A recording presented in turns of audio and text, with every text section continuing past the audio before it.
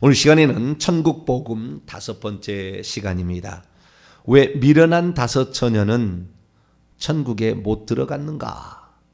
라는 제목으로 함께 말씀의 은혜를 나누기를 원합니다.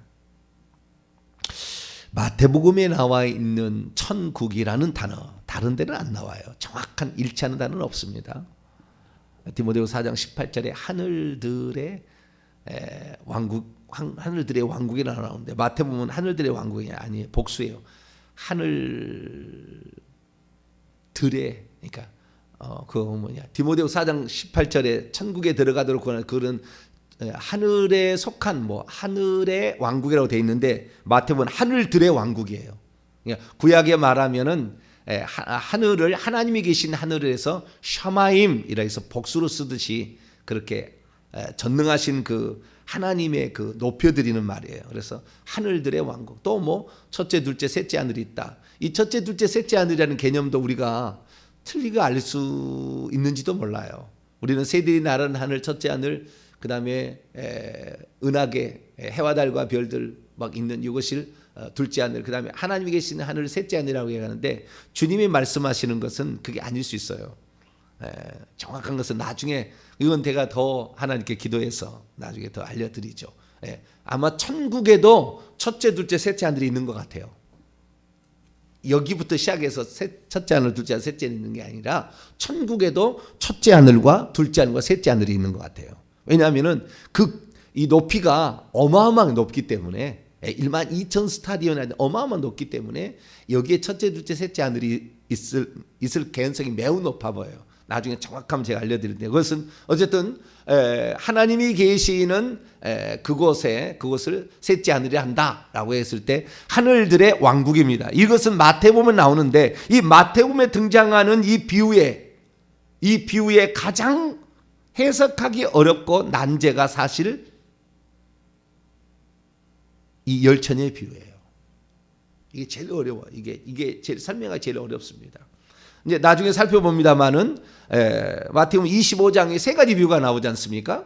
10처녀의 비유, 달란트 비유, 양과 염소의 비유가 나오는데 두 번째, 세 번째는 확실하게 증거가 있어요. 거기에 너는 못 들어갈 수밖에 없다라는 확실한 그 증거가 있어요. 근데 우리 개혁성경을 아무리 읽어봤자 이 처녀들이 죄를 지은 것 같지는 않잖아요.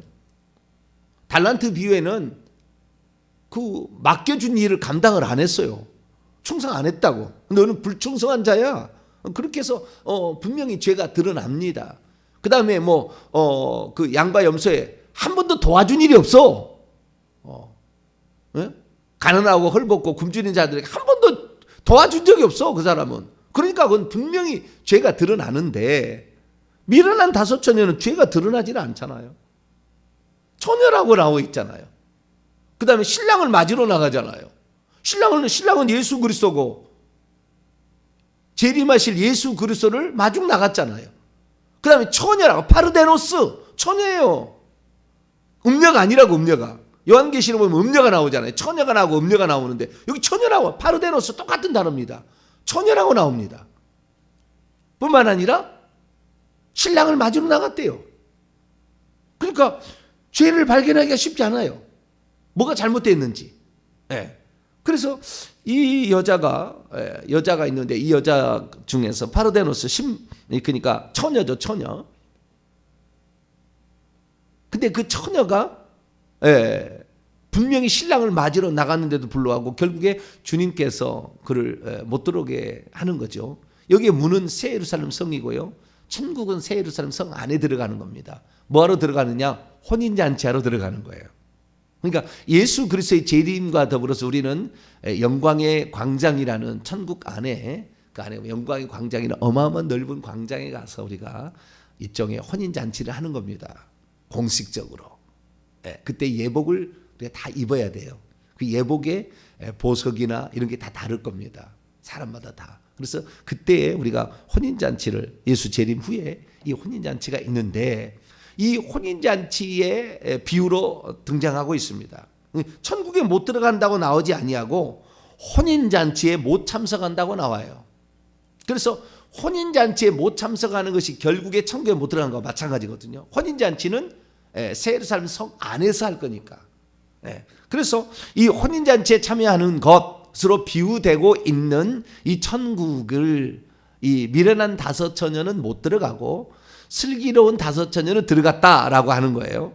근데 이 사람이 이 여자들은 결국에 우리 신랑을 맞이하기 위해서 이 땅에 사는 예수 믿는 사람들을 지칭하는 거잖아요. 여자들은 여기. 그리고 처녀입니다. 아직 결혼하지 않은 거라니까. 다른 무슨 돈하고 결혼하든가 뭐 이렇게 결혼한 게 아니라고. 처녀라고, 처녀. 그러니까 이것이 상당히 중요한 겁니다. 이것을 난제를 풀기가 쉽지 않아요. 그냥 겉으로만 이게 보통 다른 교회에서 뭐 이렇게 설교하는 거 보게 되면 이건 형식적인 그리스도인이다. 말만 무늬만 그리스도인이다. 미련한 다섯 처녀는 그런 식으로 이제 해석을 하는데 그 근거가 뭐냐고요. 근거가 만약 그렇게 해석을 한다면은 근거가 뭐냐? 우리는 분명히 알아야 되는 거예요. 그래서 우리는 다른 데서보다도 이 본문에 나와 있는 말씀 자체를 가지고 우리가 이 미련한 다섯 처녀가 왜 못 들어갔는가? 이거 심각한 거거든요. 주님의 재림을 기다리고 있었고 처녀였다고 말해요. 신랑을 맞이하는 거예요. 지금 첫 번째 가장 잘못된 해석이 뭐냐면 이 여자는 신부의 들러리다. 신부의 10명의 들러리다. 이렇게 해석한 가장 잘못된 해석이 대부분 주석제에 그렇게 나와요. 첫 번째 잘못된 해석입니다. 이 처녀들은 들러리가 아니에요. 들러리라고 안 나와요. 이 여자들은 어때요? 신랑을 맞이는 일정해 보세요. 자기의 신랑을 마중을 나간 처녀라고 돼 있다고요. 그 다음에 그 신랑이 왔다고 해요. 자, 10절에 보니까 신랑이 와서 그래서 혼인잔치에 들어가는 거예요. 자기의 혼인잔치라고. 즉 열처녀의 혼인잔치예요. 그러니까 열이라는 것은 많다는 거잖아요. 수많은 사람들이 예수 그리스도의 재림을 기다리고 그래서 우리는 그런 처녀로서 주님과 결혼을 하게 될 거라는 예표적인 것을 사도 바울도 얘기했지 않습니까? 자, 고린도후서 11장. 고린도후서 11장. 우리는 그 신랑을 맞으러 간 처녀로서 우리는 그리스도인들을 여기 지칭하는 겁니다. 미련한 자체는 다 그리스도인들이에요. 자, 11장 2절을 한번 읽어보죠. 시작. 내가 하나님의 열심으로 너희를 위하여 열심을 내노니 내가 너희를 정결한 처녀로 파르테노스 처녀로 한 남편인 그리스도께 드리려고 중매함이라. 이렇게 사도 바울은 우리 모든 사람들을 처녀로서 죄악에 물들지 아니하고 세상에 물들지 아니하고 마귀나 귀신에게 물들지 아니하고 순결하게 주님께 나가는 순결한 처녀라고 나오진 않지만 좌우지간 처녀로서 이 처녀로서 그리스도께 나중에 재림하실 때 그분한테 시집간다라는 표현으로서 육체적인 물리적인 그런 거 아닙니다. 그분을 신랑으로 맞이한다. 영원한 자신의 주군으로 이렇게 맞이한다. 그런 의미로서 이렇게 결혼을 하는 것으로 표현하기 때문에 이 처녀들은 결국에 예수 믿는 사람들입니다. 열처녀는 많다는 거죠. 손가락 10명, 10뿔 뭐 이런 게 나오잖아요. 그렇지, 10발가락 전부 많다는 거예요. 열이란 말이 충분하다라는 겁니다. 그래서 여기에 그 열처녀를 보게 되면 열처녀가 왜 결국에 성 밖에 남겨지게 됐는가라는 거죠.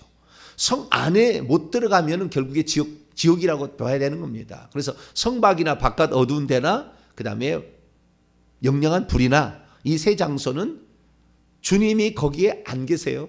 거기 안 갑니다. 주님은 안에 계세요. 안에 계시는 거예요. 보좌에 앉아 계신다고. 성 안에 계시다고. 성 밖은 어두워요. 그리고 성 밖은 여기는 주님의 임재가 없는 것입니다. 그렇기 때문에 여기는 지옥이라고 봐야 돼요. 다. 지옥이라고 본다고 한다면 그래서 제일 지금 푸는 게 가장 난제가 이걸 풀기가 쉽지 않은 것은 이 얘기하면 또 말이 문제가 되는 게 뭐냐면은 성 밖이라는 것이 그러면은 우리는 지금 어떻게 생각하냐면 천국은 저 셋째 하늘에 있는 곳이고 지옥은 이 지구의 땅속이라 생각을 하는 거예요. 그러면은 지옥이 아닌 바깥 어두운 데나 그다음에 성곽은 어디냐 이게 어디가 있냐 공간적으로 실제한다면 지구 땅 속에 있느냐 천국에 있느냐 이렇게 셋째 하늘에 있느냐 이거 가지고 지금 엄청 문제가 세요. 그렇기 때문에 여기에 대해서는 얘기를 안 합니다. 저도 이 얘기를 지금은 아닌 것 같아요. 그래서 얘기 안 합니다. 좌우지간 주님의 임재가 없는 것을 지옥으로 봐야 되는 겁니다. 네, 주님의 임재가 없는 것. 내가 너를 도무지 알지 못한다고 그러잖아. 주님이 모른다고. 너 함께하지 않아. 이렇게 얘기했기 때문에 함께하지 않는 것이 지옥인 거예요. 주님이 안 계신 것이 지옥이라고. 결국에 고통받는 것만 지옥이 아니라. 그러니까 지옥과 방불한 장소도 정확히 표현하자면 그런데 그 장소에 남겨진 사람이 누구냐? 예수 믿는 사람이 남겨진다는 거잖아요. 예수 믿는 사람들이. 그래서 왜 이 사람이 남겨졌는가? 이것을 정확히 알지 못하면 오늘날의 신앙생활은 대부분 다 이 미련한 다섯 처녀에 속할 겁니다. 이 뭡니까? 이 두 번째 이 마태복음 25장의 천국 비유에 나와 있는 달란트 비유는 지도자들에게 한 거예요. 뭘 맡겨줬다니까 그 양반한테는 너희들한테는 5달란트, 2달란트, 1달란트 맡겨준 자들이기 때문에 책임을 물을 수가 있어요. 근데 여기 맡겨준 것도 아니잖아요. 열천의 비유는 맡겨준 것도 아니잖아요. 그럼 무엇을 잘못했을까? 대체 무엇을 잘못했길래 예수님의 재림 때에 혼인잔치에 들어가지를 못하게 되고 밖에 남겨져서 이렇게 열어주셔서 안타까움이 그 여자에게 있을까라는 거죠. 결국에 주님의 임재가 없는 그곳에 남겨진 자들, 이것이 결국에 지옥입니다. 그럼 왜 이르디 남겨질 수밖에 없었는가? 이 사실을 지금부터 깨닫지 못한다고 한다면 그때 가서 다 이렇게 될 거예요. 주님이 그때 갔을 때 내가 너를 모른다 이럴 거예요.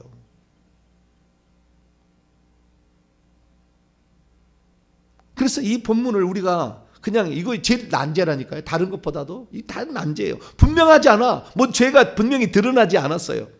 마태복음 우리가 7장에 이전에 살펴보았습니다만은 주여 주여 뭐 하는 자마다 천국의 아버지의 뜻대로 행하는 자가 들어가는데 그날에 그들이 내가 주의 이름으로 선지하노라고 예언하고 그다음에 능력을 행하고 귀신을 쫓아내지 않았습니까?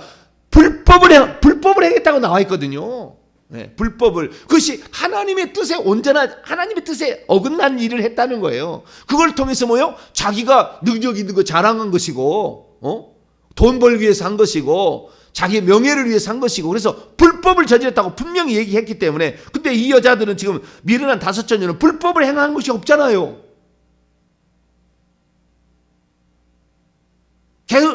게으른 것도 게을렀다. 그건 좀 표현하기 어렵지만 좌우지간 이 맡겨진 일에 충성하지 않는 이런 그런 계열도 아니잖아요.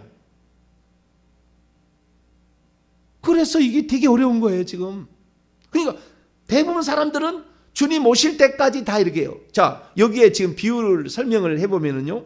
우선 이 비유를 이렇습니다. 이 비유에 실제적인 것과 영적인 것을 좀 비교해 보면은 자, 1절부터 보면은 천국은 하늘들의 왕국은 마치 등불을 들고 있는데요. 우리 개역 성경이 생략된 부분이 많아요. 헬라어에서. 또한 그 시제나 이런 것들이 안 나와 있어요. 우리 개역 성경에는. 그러니까 우리로 하여금 헷갈리는 겁니다. 여기 보니까 전부 자기 자신에게 속한 등입니다. 뭐라고요? 자기 자신에게 속한 등이에요. 헬라 원문을 보게 되면 여기에 보면 다 그렇게 나왔어요. 자기 자신들에게 속한 등불을 들고 나갑니다. 자기 자신에게 속한 등불을 들고 나가는 거예요. 그러니까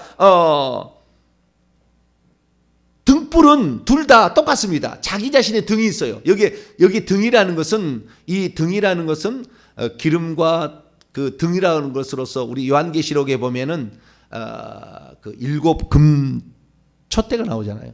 7금 등대가 나오는데 그거 똑같은 말이거든요. 근데 이것이 횃불이라는 의미로도 쓰입니다. 여기에 그 람파스라는 단어가 횃불이라는 의미로도 쓰여요. 요한계시록에 보면은 횃불이라는 말로 나오는데요. 8장 10절에 보면 횃불이라는 말이 나와요. 똑같은 단어를 횃불이라고 풀었어요. 그러니까 우리가 등불을 가지고 나갔다라고 얘기했을 때에 횃불일 가능성이 매우 높아 보입니다. 그러니까 이건 한 번도 얘기 안 했는데 왜냐하면 횃불이라는 의미로 쓰이기 때문에. 그러니까 우리가 등불이라고 얘기했을 때는 보통 어떻게 생각하냐면은 뭐 옛날 이렇게 네모난 것에다가 안에 호롱불이 들어가지고 이렇게 들고 가는, 그리고 여분의 기름은 또 따로 들고 가는, 이런 식의 지금 그 그림을 그려지면 한국적인 상황에서 그런 그림들을 연상을 하는데, 그게 아니고 이 등불이라는 것은 횃불일 가능성이 많아요. 그 예수님 잡을 때 횃불을 갖고 왔다는 말과 똑같은 말이에요. 그래서 이 횃불을 가지고 왔다가 이 횃불은 계속 타지 않지 않습니까? 금방 타서 없어져 꺼지는 거예요. 그러니까 여분의 기름으로 보충을 부어야 돼. 거기다가 이 횃불에다가 부어가지고 다시 들고 있어야 되는 거예요. 그러니까 신랑이 올 때 한참 오는 게 아니고 신랑이로다 맞이는 나가라 그때 불을 켜는 거예요. 처음부터 불을 켜고 기다리는 게 아니라 이 원문상의 의미를 보게 되면 신랑이로다 맞이라 그러면 그때 등불을 펴고 나가는 거예요. 아시겠죠? 그러니까 이 등불을 켜고 나가는데 그래도 어느 정도 간격이 있으니까 보통 이제 이스라엘에서는 15분을 켠다고 그래요. 한번 불을 켜놓으면 이렇게 15분을 켠다니까 신랑이 오는 시간은 15분은 더 되는 것 같아요.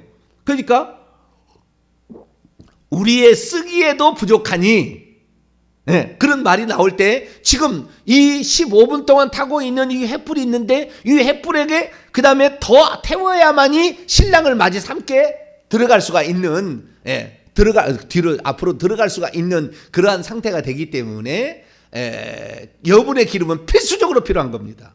이 횃불은 금방 꺼지는 거예요. 그래서 우리는 이 등이라고 했을 때 등잔 같은 것을 생각하는데 등잔 같은 게 아니고 횃불일 가능성이 매우 높아요. 매우 높아요. 그렇기 때문에 여기에 그 횃불이라는 의미가 왜 중요한지는 뒤에 이제 설명이 가면은 의미가 나와요. 그래서 횃불을 들고 나간 신랑을 맞으러 나갔어요. 맞으러 나갔는데 우리가 이 비유에서 지금 기존의 해석과 두 가지 다른 것은, 첫째는 이 신부들을, 열처녀를 신부의 들러리로 해석한다. 이건 잘못된 거예요. 이건 신부다. 신부들입니다. 이건 분명히 그리스도를 믿어서 그리스도를 신랑으로 맞이하기 위해서 준비하고 있는 자들이라는 의미로서 이것은 신부다라는 것을 분명히 얘기할 수가 있습니다. 그래서 이것이 첫 번째 해석이 틀렸고요. 두 번째는 뭐냐면, 두 번째 잘못된 게 뭐냐면 신랑이 여기에 그 문이라는 말이 10절에 나오는데 이거 혼인잔치를 하는 집인데요. 이 문인데 이 문은 천국이에요. 여기에 비유에서는 해석이 보면은. 그러니까 이 신랑의 집입니다. 이 문, 신랑의 집의 문이에요. 우리의 신랑의 집의 문은 천국입니다. 12진주 문이죠. 그런데 예전에 어떻게 생각했느냐? 이렇게 생각했어요. 신랑이 멀리서 온다는 거예요. 신랑이 멀리서 신부를 데리러 이렇게 멀리서 오는데 혼인잔치가 신부 집에서 한다는 거예요. 그래서 신부 집에서 열처녀를 보낸 거예요. 마중 나가라고. 그래서 신부가 아닌 열처녀 들러리가 나가서 기다리고 있는데 늦게 왔어요. 한밤중에, 미드나이트죠. 한밤중에 늦게 왔기 때문에 다 졸다가 잤어요. 졸다 자니까 저쪽에서 갑자기 신랑이라다. 뭐 대사령에서 4장에 나오잖아요. 천사장의 호령과 하늘의 나팔로 친히 강림하시니, 그거 마태복음 24장에도 그 천사장의 나팔 소리가 난다 하지 않습니까? 그러듯이 신랑이라다. 신랑, 원문은 신랑 이렇게 되어 있습니다. 신랑 이런 거예요. 그러니까 깨어난 거죠. 깨어났는데 그때의 신랑이 꼭 밖에서 와가지고 안에 있는 신부집에 들어가는 것으로 해석을 했어요. 그동안에 다. 그거 아닙니다. 두 번째 실수는 이 집은 신랑 집이에요. 이 신랑 혼인잔치에 들어가서 문이 닫힌데 왜 그러냐면, 왜 신랑 집이냐면은 열어줄 권한이 신랑에게 있어요. 신부의 집이 있다 그러면 신부의 아버지가 권한이 있는데, 여기는 신랑한테 주여 주여 우리에게 열어주소서, 그 권한이 신랑에 있는 거예요. 신랑 집인 거예요. 그러니까 어떤 해석을 제가 보게 되면은 그 해석이 맞을지도 몰라요.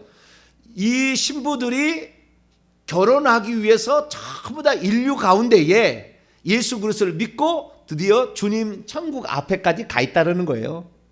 그러다가 주님의 재림날 들어간다는 표현으로 써요.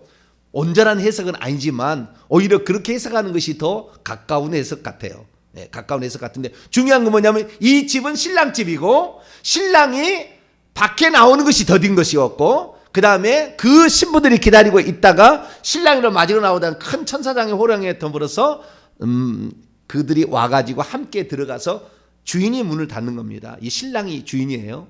예, 천국은 예수님이 주인입니다. 문을 닫아서. 그래서 두 가지 해석이 그동안 잘못된 거예요.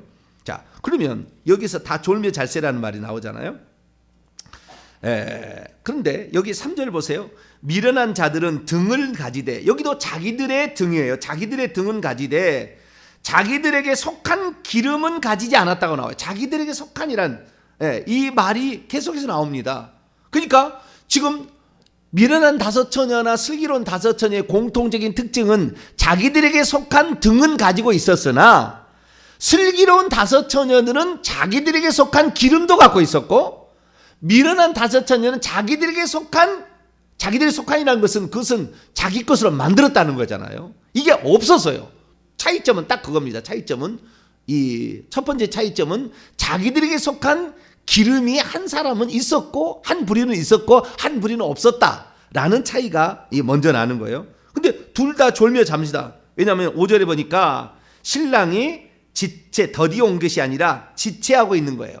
더디 온다고 하니까 쫙 밖에서부터 오는 것으로 생각하는데 아니에요. 주님이 천국에서부터 오는 거예요. 그 신랑 집에서부터 나오는 겁니다. 그래서 지체함으로 되어 있는데 더디 옴으로 하니까 꼭 저 밖에서 오는 것처럼 착하게 만들었는데 그 원문은 그렇지 않다는 거. 그래서 지체함으로 안에서 지체. 왜? 한 사람보다 더 많은 신부들이 대기하고 있다가 그 다음에 결혼식 하려고, 그 사람들과 결혼식 하려고, 더 많은 사람이 구원받게 하려고 주님이 지체한 거죠. 늦어진 거죠. 그런데 늦어지니까 다 모든 여자들입니다. 여기 보니까 모든 여자들이 졸았다. 그리고 잠든 채로 계속해서 있어 왔다. 이렇게 표현합니다. 미완료입니다. 잘세는. 그래서 졸며 잤다라는 표현은 결국에 주님의 지체가 늦어짐으로 그들이 죽었음을 상징하는 겁니다. 졸며 잤다라는 것은, 그리스도인들이 자는 것은 죽은 것을 말하잖아요. 그런데 밤중에 6절 밤중에 소리가 납니다. 호령의 천사장의 나팔 소리 같은 거죠. 신랑 이런 거죠. 그러자 맞이함으로 나오라 이렇게 얘기해서 결국에 이제 그들이 잠을 자다가 벌떡 일어납니다. 7절에 보니까 그들이 다 일어납니다. 여기 원문에 보니까요, 그들이 일어난 게 아니고요, 수동태입니다. 일어나지게 되었다. 그러니까 부활하게 되었다 그런 말이에요. 그 부활은 우리가 능력으로 부활하는 게 아니잖아요. 그래서 그들이 부활되게 되는 것이고, 그때 이제 등을 준비했다는, 자기들에게 속한 등을 준비한다. 여기에 준비한다는 말은 손질하다, 단장하다는 뜻입니다.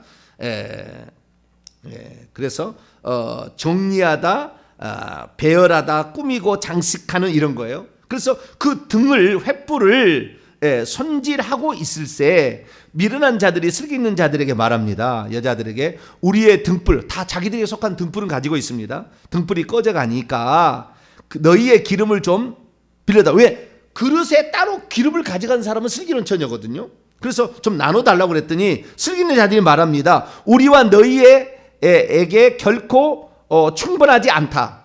우리와 너희에게 결코 충분하지 않으니까 도리어 팔고 있는 자들에게 계속 가서 너희 자신들을 위하여 매매를 해라 라고 했더니, 그 미련한 처녀들이 사러 가는 그 동안에요, 그것을 사기 위하여 떠나가고 있을 때에 신랑이 딱 나와버렸어요. 소리가 먼저 나더니 준비하라고 해서 준비했는데 아직 신랑이 안 나온 거예요.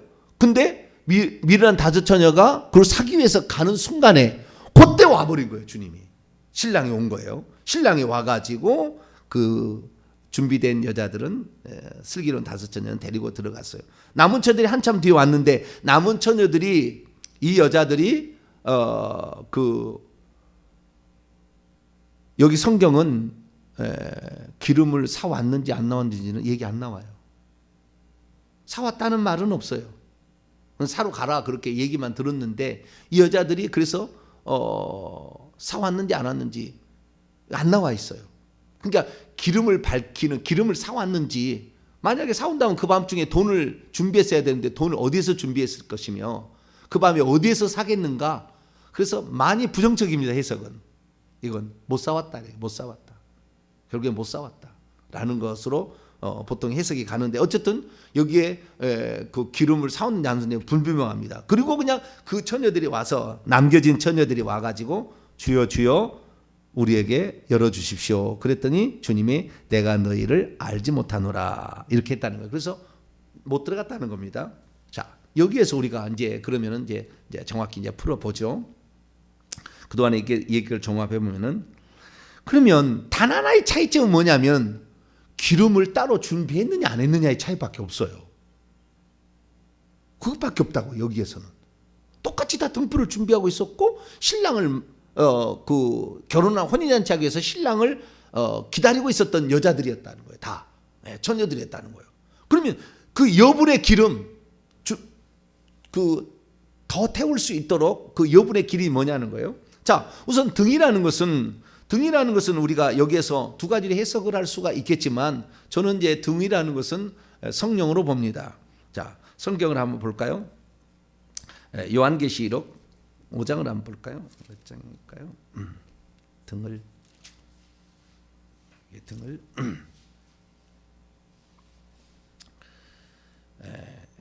요한계시 4장 5절을 볼까요? 똑같은 단어입니다. 똑같은 단어예요.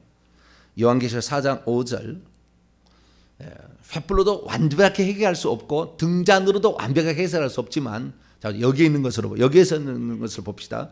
요한계시록 4장 5절 봅니다. 시작. 보좌로부터 번개와 음성과 우레소리가 나고 보좌 앞에 켠 등불 7이 있으니 이는 하나님의 7령. 여기에 등불은 진짜 등잔입니다. 여기에 의미는. 그런데 이 단어가 똑같은 단어인데 횃불로도 풀이가 된다는 거예요. 그래서 이 다섯 처녀의 이 경우는 횃불일 가능성이 많다고 해석이 요즘에는 더 많이 된다는 거. 근데 여기서는 등불입니다. 이 등불이라는 말, 등이라는 말이나 등불이라는 말 똑같은 말이거든요. 근데 등불이라는 말이 들어갔는데 불을 밝힐 수 있는 도구인 겁니다. 정확하게는 불을 밝힐 수 있는 도구. 기름이 있어야 밝히게 됐지만 등을 밝힐 수 있는 도구니까 등잔일 수도 있고 횃불일 수도 있다. 근데 여기에서는 등불인데 이 등불은 하나님의 7영 성령을 상징하는 거죠. 예, 그렇기 때문에 모두가 다 성령을 받았다라고 해석할 수 있습니다. 시편 119편 105절에 주의 말씀은 내 발의 등이요. 여기도 등 똑같은 등잔을 말하는 거거든요.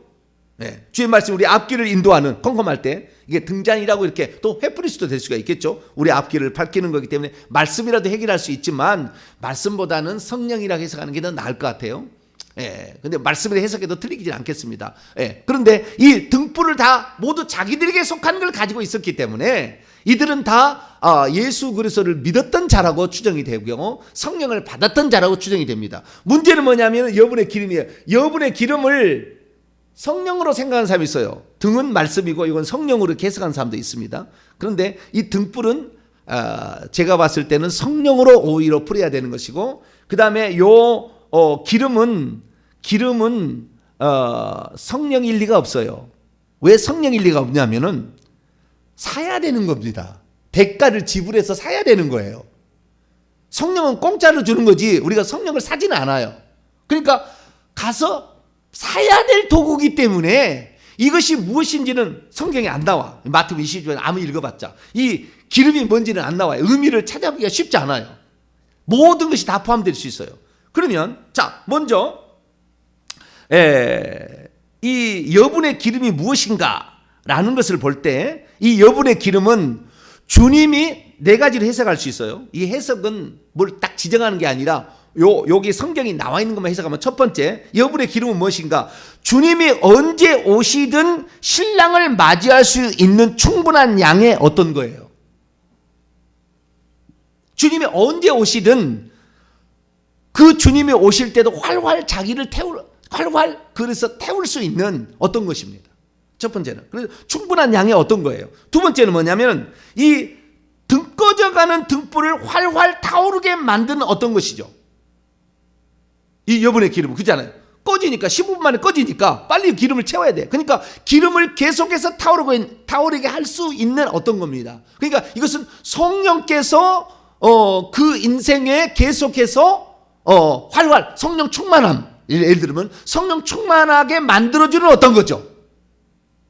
이 성령 충만하게 하기 위해서 어떤 사람은 기도를 많이 할 수도 있고, 어떤 사람은 이 성령 충만하기 위해서 말씀을 더 많이 읽어서 읽다가 회개해서 막 이렇게 해가지고 회개해서 성령 충만이 되든지, 자, 여러 가지가 될 수 있는데, 자, 어쨌든 이 성령께서 활활 타오르게 만들어 어떤 것이고, 두 번째 해석은, 세 번째는 뭐냐면은, 세 번째는 대가를 지불해야 비로소 얻을 수 있는 거.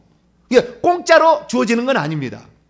대가를 지불해야 비로소 얻어질 수 있는 어떤 겁니다. 근데 여기서 이것은 내 것인데 내 것을 남에게 줄 수 없어요. 여기 보면은 이것이 내가 희생을 통하여, 헌신을 통하여, 노력을 통하여, 열심을 통하여 내가 얻은 어떤 것이니까 이것을 나눠주면은 같이 못 들어가요. 그렇기 때문에 나눠줄 수 있는 건 아니에요. 그러니까 자기 자신에게 속한 기름입니다. 정확하게 말하면 자기 자신에게 속한 기름이에요. 이것은 자기의 일평생의 준비를 해나가는 거예요. 해나가는 겁니다. 그다음 네 번째, 신랑이 오기 전까지, 그러니까 신랑을 마주 나가기 전에 준비를 했어야지, 신랑이 오면은 그때 준비해서는 안 되는 거예요. 효과 없는 거예요. 신랑이 오기 전에 준비했어야 되는 거예요. 신랑이 오기 전에 준비를 해야지, 신랑이 온 다음에는 그다음은 준비가 안 되는 거예요. 그래 갖고는 안 되는 거예요. 결국에. 네, 이것이 바로 이 네 가지 특징이 있는 겁니다. 그래서 이것을 우리가 어떻게 푸느냐, 많은 걸 회개로도 풀 수가 있어요. 회개를 열심히 하면은 성령 충만할 수 있잖아요. 회개 많이 한 사람은 주님께 신랑 오기 전에 회개해야 하고 천국 들어가는 거지, 주님이 오시는데 그때 회개한다고 들어갈 게 아니잖아요. 그러니까 여러 가지 풀 수가 있다고. 이것이 주님을 위해서 헌신으로도 풀 수가 있어요. 주님이 오기 전에 헌신해야지, 주님 오니까 그때부터 그거 되는 거 아니잖아요. 여러 가지로 많이 해요. 금식도 될 수 있고, 기도도 될 수 있고, 회개도 될 수 있고, 충성도 될 수 있고, 헌신도 될 수 있고, 헌금도 될 수 있고, 수많은 겁니다. 이게 다 되는 거예요. 그런데 이 네 가지를 합치게 되면 결국에 이 네 가지가 없었다는 건, 방금 해석하는 이 네 가지가 없었다는 건데, 그러면 언제부터 없었느냐가 중요한 거예요. 저희 여기 충격을 받았어요. 이 여자들, 미련한 다섯 처녀가 왜 그 성 안에 들어갈 수 없었느냐? 두 가지 이유가 있습니다. 아까 네 가지를 이런 것들을 준비 안 한 거예요. 여분의 기름을 이렇게 속한 네 가지를 준비 안 한 건데, 두 가지 특징이 있어요. 첫째가 뭐냐면 원문을 보면 나와요. 2절. 그들로부터 다섯은 미련하고 다섯은 슬기롭다고 그러잖아요. 헬라 원문을 보게 되면 미련하다라는 그 동사가 미완료 능동태입니다. 그러니까 미완료 능동태라는 것은 뭐냐면 미련해 왔다는 거예요. 지금도 미련하고 과거에도 미련해 왔고, 슬기로운 사람은 과거에도 슬기로웠고 지금도 슬기로웠다, 아직도 슬기롭다는 거예요. 그러니까 이 사람의 차이점은 뭐냐면 예수님이 우리의 신랑 된다는 것도 알고, 우리가 장차 들어갈 것이 천국이라는 것도 알고, 그 다음에 우리가 예수님에게 나가는 순간에 그것이 혼인잔치에 들어가는 것이다, 예수 재림이 혼인잔치에 들어가는 것이다, 알고는 있었어요. 알고는 있었으나 처음부터 이 사람들은 미련했고 처음부터 슬기로웠어요. 그러면 미련하고 슬기롭다는 말이 어디서 나오냐면은 그때라는 25절, 그때라는 토테라는 단어를 쓰는데, 이것은 앞과 연결되어 있는 거예요. 그래서 지금 이게 슬기롭다라는 말을 지금 이게 풀려고 하는데, 슬기롭다는 말은 이 24장에 나와 있는 비유로 얘기를 한다면 지혜 있다라는 말하고 똑같은 단어인데, 한글 성경으로 번역자가 위에는 지혜롭다고 풀었고, 프로니모스인데 위에는 지혜롭다고 풀고 25장에서는 슬기롭다고 풀어놨어. 그러니까 도무지 이것이 하나로 절대 해석이 안 돼. 자, 24장을 넘어갑니다. 자, 24장 45절이에요. 24장 45절 있습니다. 시작. 충성되고 지혜 있는 종이 되어 주인에게 그 집 사람들을 맡아 때를 따라 양식을 나눠줄 자가 누구냐? 여기 충성되는 피스토스, 피스토스, 지혜롭다는 말이고, 아니 충성되는 말, 그 다음에 지혜롭다는 말이 프로니모스입니다. 이 프로니모스가 25장에 2절에 나와 있는 슬기롭다는 하고 동일한 단어예요. 이게 누가 슬기로운 자냐? 주님 오실 때 누가 슬기로운 자냐, 누가 지혜로운 자냐, 이거 지금 풀어주려고 마태복음 25장의 비유 하나를 들어준 겁니다. 충성된 게 누구냐, 이거 비유 들어주려고 달란트 비유를 하나 한 거예요. 네? 달란트 비유를 한 거예요. 그 다음에 실제적으로 얼마나 움직이고 있느냐, 했느냐, 행함으로 있었느냐, 이거 하려고 염소 비유를 해준 거예요. 수치로 평소에 먹고 마시고 있느냐, 이거 실제 뭘 하고 있었느냐, 이걸 설명해 주려고. 그러니까 앞에 나와 있는 이 비유를 설명하기 위해서 세 가지 비유를 들어준 거예요. 그러니까 슬기롭다는 말과 지혜롭다는 똑같은 말. 지혜로운 여인이었고 하나는 미련한 여인이었다 그 말이에요. 그럼 지혜로운 여인은 뭐냐? 지혜로운 여인은 내가 지금부터 신랑이 언제 올지 모르는데 그 신랑을 위해서 무엇을 준비해야 될 것인지를 정확히 알았어요. 이 지혜로운 자는. 그래서 그때부터 모든 인생에 헌금을 들여서 기름을 준비하고, 그 다음에 봉사를 해서 기름을 준비하고, 금식을 해서 기름을 준비하고, 그 다음에 목사님이 회개하면 회개 힘들잖아요. 이게 공짜로 됩니까 이게? 회개하라니까 하루에도 50번씩 해야 되는 게 쉽지 않지만, 자 어디가 그렇게 해서 회개해서 또 기름을 준비하고, 예배에 참석해서 말씀을 들어서 믿음을 또 키워서 또 기름을 준비하고, 이렇게 계속해서 해왔던데 이 미련한 다섯 처녀는 처음부터 안 한 거예요. 알고는 있어요. 그렇게 예수님이 신랑으로 오고 우리는 신부가 된다. 알고는 있으나 행함이 하나도 없었던 거예요. 그렇기 때문에 주님께서 뭐라고 하느냐? 왜 너희들을 알지 못하느냐? 그러니까 다시 오게 됐을 때 우리는 그렇잖아요. 여분의 기름이 없었기 때문에 그를 안 받아줬다 생각하는데, 그게 아니고, 물론 그 틀린 건 아닙니다. 틀린 건 아닌데 실제적으로 주님께서는 왜 그 여자를 안 받아주냐면 나는 너를 모르기 때문에 안 받아주는 거예요. 그게 자 보세요. 12절에 보니까 대답에 이르되 진실로 너희에게 이르노니 내가 너희를 알지 못한다. 이렇게 돼. 알다라는 말은 오이다라는 헬라어 정확한 동사를 씁니다. 오이다라는 동사는 기노스코라는 알다라는 동사가 있고, 오이다라는 알다, 이 알다라는 말이 여러 가지가 있는데 그 중에 가장 두 개 단어가 기노스코와 오이다예요. 그러면 오이다라는 뭔가 기노스코는 뭐냐? 기노스코라는 것은 마태복음 7장에 내가 주의 이름으로 선지자 노릇하고 뭐 능력 행하고 귀신 쫓아할 때 내가 너희를 도무지 알지 못, 그게 기노스코입니다. 기노스코라는 것은 지식적인 알매다가 체험적인 알문을 합칠 때 기노스코라는 단어를 써요. 체험적으로 주님을 제대로 모르는 거예요. 그래서 이런 것이고요. 이건 오이다예요. 오이다라는 건 뭐냐면 지식적인 알매다가, 아는 건 전부 지식이잖아요. 지식적인 알매다가 친밀한 인격적인 알미 포함되어 때 오이다를 씁니다. 그러니까 이 사람은 교회를 다녔어요. 나는 예수 믿으면 천국 가야 되는 거, 나는 하나님 자녀야 된다는 거 알기는 알고 있으나 교회를 다니면서 한 번도 주님과 친밀한 교제를 해본 적이 없어요.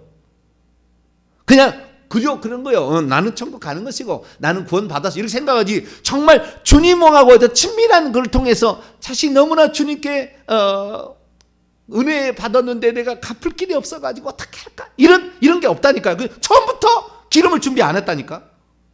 이 여자는 처음부터 준비 안 한 겁니다. 그러니까 주님께서 내가 너하고 네가 믿은 순간에 믿기는 믿었다. 내가 성령까지 너기는 갖기는 갔지만 받기는 받았지만 너가 나를 위해서 지금까지 보니까 한 번도 나에 대해서 네 자신을 희생해서 나에게 바친 일이 없다. 너는 내가 너를 주님이 몰라서 안 데려가는 것이지, 기름등 뿌리다 물론 그것도 맞는 얘기예요. 어쨌든 자기가 주님을 알았다면 뭘 준비했을 거 아니에요. 계속 믿을 때부터 계속 준비했을 텐데 이 여자는 처음부터 준비를 안 한 거예요. 그러니까 우리가 천국은 침노하는 자의 것이라, 그 다음에 마태복음 25장에 좋은 진주 장사 나오듯이 그 진주 하나를 발견하면 모든 것을 다 팔아서 처분한 다음에 그 진주를 사는 자기의 재정을 다 드리는 거 아닙니까? 주님 앞에 뭔가 있어. 그 주님과의 교제가 이렇게 일어났어야 된다는 거예요. 주님과 나 사이에 너는 나의 신부감이다라고 주님과 평소 때 교제가 있었어야 되는데, 그냥 나는 교회 나왔으니까, 나는 예수 믿었으니까, 나는 그냥 하나님 자녀니까 나는 천국 들어갈 거야 이렇게 생각하고 있었는데 실제적으로는 하나님께 교제가 없었다는 거예요. 그러니까 주님께서는 내가 너를 도무지 알지 못한다. 이 비유는 결국에 준비하고 있으라 라는 말, 마태복음 24장 44절에 너희도 준비하고 있으라, 준비 안 했다는 겁니다. 그럼 오늘날에 예수 그리스도의 재림을 준비 안 하고 있잖아요. 그날 반드시 못 들어갑니다. 지금 준비를 이렇게 해야지. 회개를 하고 물질을 드리든 하나님의 선교 사역을 위해서 자신을 헌신하든 뭔가를 해야 되는 것이지, 아무것도 한 일이 없어. 기름이 준비가 안 됐다니까. 그러니까 이 사람은 그 마지막 시대에 나는 너를 도무지 알지 못했어. 너는 믿는다고 네가 얘기하고 있지만 나는 너를 인정할 수 없다 이거예요. 그래서 우리는 오늘도 주의 재림을 기다리며 신랑을 위해서, 내가 나를 위해서 나의 목숨을 바친 그 신랑을 위해서 내가 무엇을 위해서 은혜를 보답할고 어떻게 하면 주님 앞에 더 깨끗한 신부가 되기 위해서 내가 살아야 될까? 이런 고민들을 하면서 살아야, 그래서 거기서 나오는 기름들이 준비되어져야 그날 천국에 들어간다.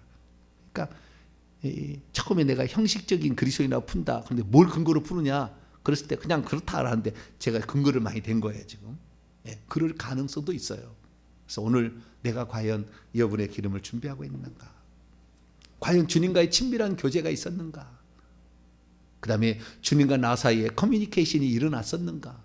그리고 믿을 때부터 이런 것이 없었다고 한다면, 주님과 나와 아무런 것이 왔다 갔다 한 게 없었다, 그냥 형식적인 어떤 그런 게 했다 하면은 정말 진심으로 하나님께 회개하고, 주님 지금부터라도 내가 주님, 나를 위해서, 주님을 위해서 내가 주님이 나를 위해서 해준 모든 일에 내가 은혜를 갚겠습니다. 그런 마음으로 다시 새롭게 출발하시고 회개하시면서 가시면 지금부터라도 준비하면 늦지 않으니까 다시 준비하시면 우리는 미련한 처녀에서 지혜 있는 처녀가 될 줄로 믿습니다. 거룩하신 하나님, 참으로 어려운 난제입니다. 그러나 주님의 말씀에 따라 우리가 살펴보았습니다. 하나님 아버지, 처음부터 우리가 술에 물 탄 듯 물에 술 탄 듯 라오디게아 교회처럼 살아서는 주님이 토해버린다는 것이 정확히 이 비유입니다. 주님, 저희들 주님 앞에 열정을 가지고 준비하고 예비하고 또 주님 신부로서 단장을 하는 이 모든 것들, 우리에게 있어서 뭔가가 단장되는 기름을 가지고 주님을 만날 수 있도록 도와주옵소서. 우리 주 예수 그리스도의 이름으로 기도하옵나이다.